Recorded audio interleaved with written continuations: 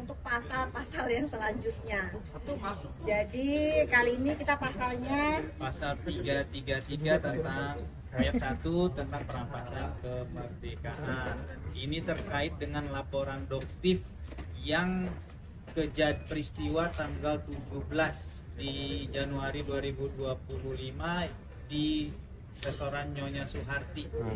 Yang mungkin teman-teman sudah tahu, ini terkait dengan terlapornya yaitu saudari SS dan kawan-kawan. Sela Sokia atau Rahma Ina. Kalau Doktif mah pakai nama aja ya, udah nggak pakai inisial karena fitnahnya udah luar biasa. Dan di sini juga ada penggiringan nanti akan muncul narasi. Ya, akan muncul narasi bahwa dari mereka, dari mana kok bisa terjadi perampasan kebebasan? Kan masih bisa live. Jadi di sini Doktif tekankan itu adalah konteks yang berbeda. 2 kali kebebasan Doktif dirampas. Pada saat yang pertama, pada saat Doktif tidak bisa keluar dari rumah makan tersebut.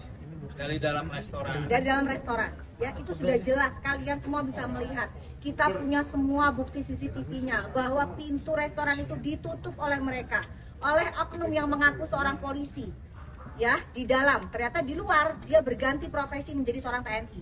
Faisal yang diakui oleh seorang Sela Sokia dengan nama panggungnya dan nama aslinya itu adalah Rahma Ina, ya, itu adalah ajudan. Yang ingin saya tanyakan ke publik, apakah jabatan seorang Sela Sokia sehingga dia bisa mendapatkan ajudan seorang polisi anggota BRIMOB dengan nama Faisal? Itu yang sampai saat ini tidak terungkap ke publik.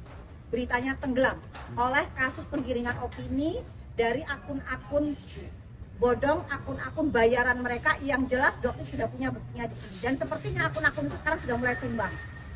Ya, jadi penggiringan opini mereka dengan membayar akun-akun tersebut dari yang sekian juta sampai 3 digit.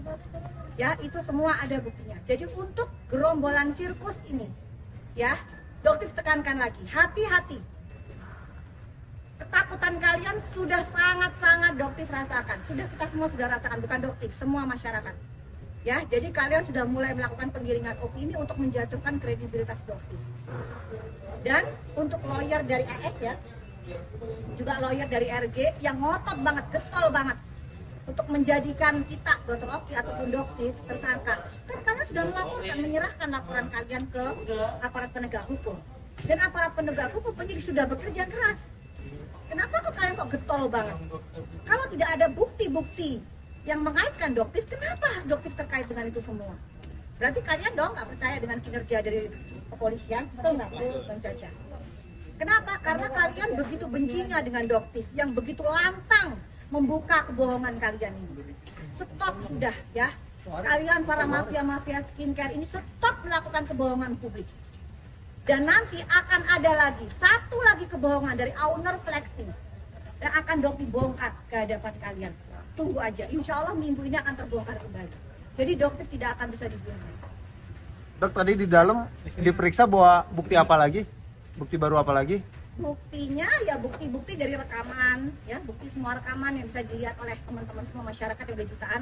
Dan di sini juga Doktif mohon sekali pengawalan dari Bapak Listio sebagai Bapak Kapolri. Di sini sudah sangat terang benderang seperti kayak apa ya, dugaan-dugaannya bahwa permainan dari konglomerasi skincare ini luar biasa, sudah mulai mengotak-atik teman-teman kita di aparat penegak hukum ini dugaannya. Karena kok kayaknya kok cepet banget ya gitu. Sedangkan prosesnya Doktif ini kok agak lambat karena apa? Doktif sih berharap memang karena mereka bekerja, cuman karena butuh waktu yang panjang ya guys ya. Jadi kemarin sudah kalian ketahui lihat bahwa beberapa seperti Sela Sokia, Arif Afanda, Hardi Rukmana, siapa lagi? Mitra suaminya, siapa lagi 5 aja ya? Siapa? Irfan yang diakui oleh Sela sebagai manajer. Itu mereka ngamuk-ngamuk ya. Irfan ngamuk mungkin karena omsetnya juga turun ya, jadi marah banget sama Doktif ya. Untuk Irfan ya, kan kamu yang bilang ngata-ngatain Doktif pada saat tutup pintu mobil, itu kamu ya, Irfan ya. Jadi kamu yang mengata-ngatain Doktif itu pun sudah Doktif laporkan. Ada lagi guys, 5 lagi dipanggil lagi. Tambahan 5 lagi. Jadi itu yang mungkin membuat lama. Jadi Doktif sih berpikirnya ingin positif ya, karena banyak saksi yang akan dijadikan tersangka. ke depannya. Oke. Gitu. Jadi mereka sekarang sangat-sangat panik. Oke ya guys ya, ada pertanyaan. Dok, dari Kabarnya pihak juga hari ini katanya SS juga dipanggil ke ke penyidik hari ini, tapi ditunda nih untuk jadi hari Rabu. Gimana nih kalau dokter sendiri gimana? Kalau dokter sih sampai saat ini nggak tahu ya soal itu, dan untuk laporan apapun dokter nggak tahu ya, mungkin teman-teman bahkan yang mungkin lebih tahu. Mungkin teman-teman lebih tahu sebenarnya ini Ini terkait dengan panggilannya apa? panggilan. Apakah memberikan Oke. keterangan, penjelasan, Ya. atau atas laporan dokter? Itu pun juga dokter nggak tahu. Dok, pihak SS mengatakan bahwa akibat review yang dilakukan oleh dokter itu sangat berpengaruh sehingga penurunan omset dan pemecatan Betul. karyawan. Nah, mungkin gimana dok tanggapannya? Kan statement itu dok. Apakah mereka memikirkan kerugian triliunan yang sudah masyarakat rasakan? Bagaimana mereka membeli produk berulang-ulang, berbulan-bulan, bertahun-tahun, dan tidak memberikan hasil atau efek seperti yang mereka janjikan? Apakah mereka pernah memikirkan itu? Bagaimana para emak-emak ART yang berusaha untuk mengumpulkan, menabung uang, meminta ke suaminya dengan harapan oh wajahnya bisa cerah, kulitnya bisa terjadi perubahan, dan ternyata zonk. Dan apa yang penjual lakukan? Mereka bilang, oh itu belum ada hasil karena baru 1 pot. Mereka beli 2 pot, 3 pot, 4 pot. Tetapi itu semua hanya bentuk penipuan ke masyarakat. Seharusnya yang dilakukan adalah perbaikan. Seperti yang misalnya terjadi di kasus Dr. Angel. Mereka melakukan perbaikan kok. Mereka membuang, menarik, gitu, menghancurkan, dan mereka memproduksi yang baru. Dan sekarang gimana? Omsetnya membludak. Gitu. Jadi tujuannya dokter cuma satu, perbaikan. Jangan ada masyarakat lagi yang tertipu. Proses ini sudah terjadi bertahun-tahun guys. Masyarakat ini sudah dibodohin bertahun-tahun. Gitu, mau sampai kapan? Gitu ya, dokter muncul dengan segala resikonya. Mungkin ya ada yang sekarang tergiring opini, silakan. Ini tidak akan membuktikan. Tapi dengan dilapor Dok, seperti ini ada bakal masalah terjadi jiwa, Dok. produksi negara lain nggak dok? Tentang bahkan tadi dokter juga sempat konsultasi juga, apalagi untuk produk-produk yang tidak memiliki izin edar Badan POM atau yang dengan jelas dokter pada saat melakukan uji lab positif mengandung merkuri, itu pasti dokter akan lantang bicara. Dan apa akibatnya?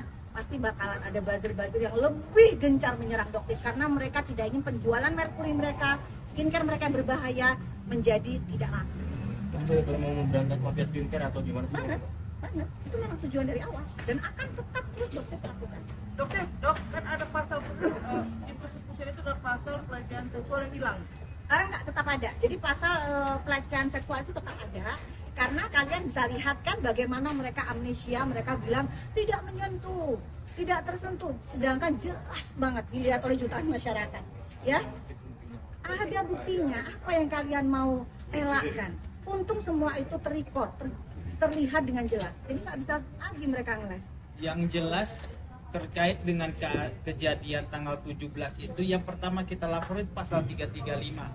Selanjutnya begitu kita review lagi, review dengan bukti-bukti yang ada, maka muncul pasal-pasal berikutnya yang kebetulan kita sudah laporkan ke sini, dan itu sudah tinggal kita nunggu beberapa panggilan dari tim penyidik untuk memberikan klarifikasi terkait dengan laporan yang kita telah buat.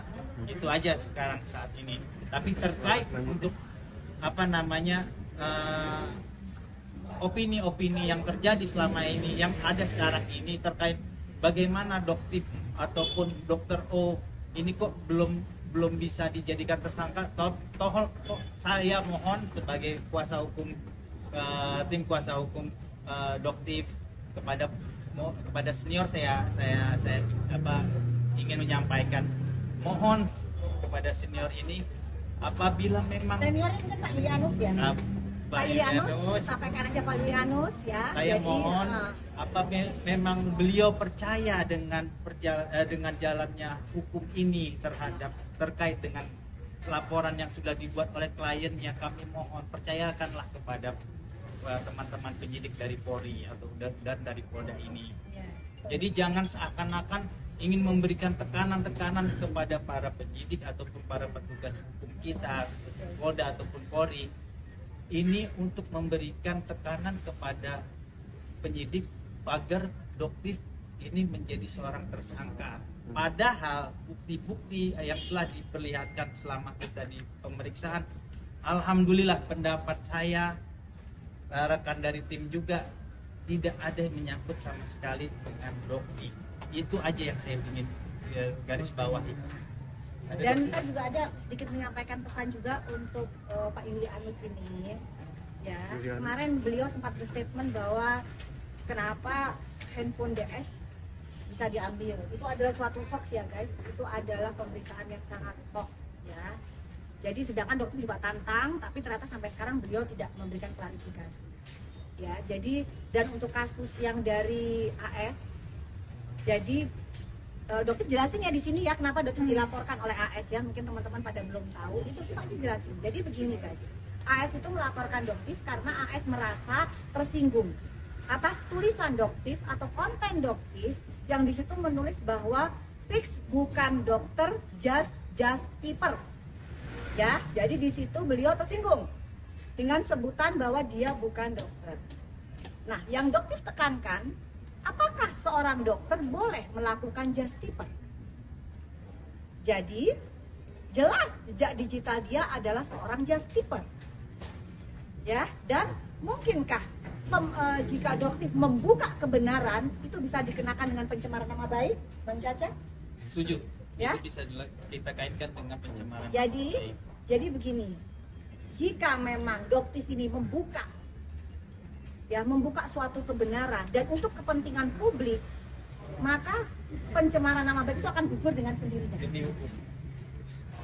Jadi jangan juga ngotot, kenapa aku nggak naik klien Anda itu memang just tipper. Ya, itu sudah ada jejak digitalnya, itu fakta. Jadi Anda pun harus menerima kenyataan bahwa klien Anda adalah just tipper dan seorang dokter tidak boleh melakukan just tipper. Gitu. Itulah makanya. Jadi nanti kan juga prosesnya kan ada yang namanya saksi ahli juga ya. Jadi kalau misalnya kasusnya pun tidak akan naik, ya harus diterima dengan lapang dada. Bukan dengan menggiring opini, akhirnya bilang, nah kalian lihat kan siapa mafia skincare sesungguhnya sehingga kasusnya nggak naik. Jadi yang Doktif sayangkan Anda ini adalah seorang lawyer, bahkan senior ya, senior Bang Caca ya. Tapi kenapa perilaku Anda, perkataan Anda tidak menunjukkan bahwa Anda adalah seorang lawyer yang benar-benar berkualitas? Seperti itu kenapa? Pertanyaannya Doktif. Gitu. Anda memberikan informasi yang sangat menyesatkan. Handphonenya Doktif lah, dibilang Doktif juga diduga mafia, apanya? Itu sudah cukup, jangan menyeret-nyeret opini ke masyarakat, akan kembali ke diri Anda sendiri. Ya, oke?